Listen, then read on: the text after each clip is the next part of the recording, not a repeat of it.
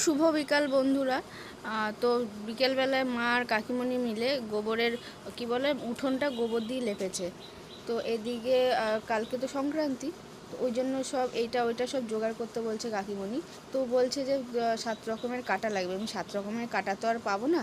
তো আমি আমার গাছে গন্ধরাজ লেবু মানে ছাদে গন্ধরাজ লেবু গাছ লাগিয়েছি, সেটার কাঁটা হয়েছে, ওই কাঁটাটা নিতে এসেছি।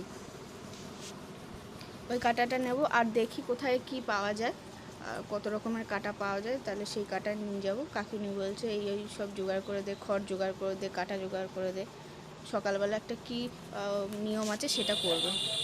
নাও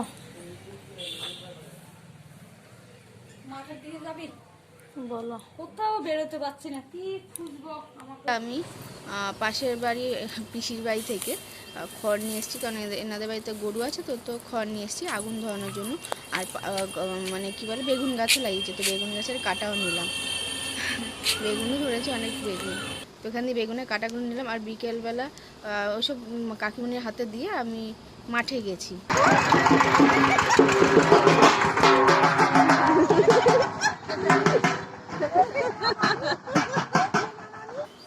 আমিও সুযোগ পেয়েছি, তা একটা ভাইয়ের ছেলেকে নিয়ে সাইকেল চালানোর, ছোট্ট সাইকেল, অনেক দিন চালাইনি, তো ওকে নিয়ে একটু সাইকেল চালালাম, খুব মজা করলাম।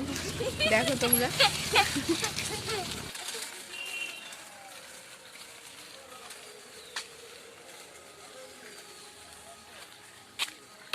টাজার করে নিয়ে এসেছে, তো ওইগুলো সন্ধ্যাবেলা সব কাটাকুটি করে রাখছে। আগামীকাল তো সংক্রান্তি, আমাদের পাচন হয়, সেই জন্য সব কাটাকুটি করে রাত্রে রেখে দিচ্ছে, ওইগুলো রান্না করা হবে। কালকের দিনটা মানে খুবই খুবই ভালো কাটবে। গত বছর কিছু পাইনি, এই বছর পেয়েছি, খুব মজা লাগছে।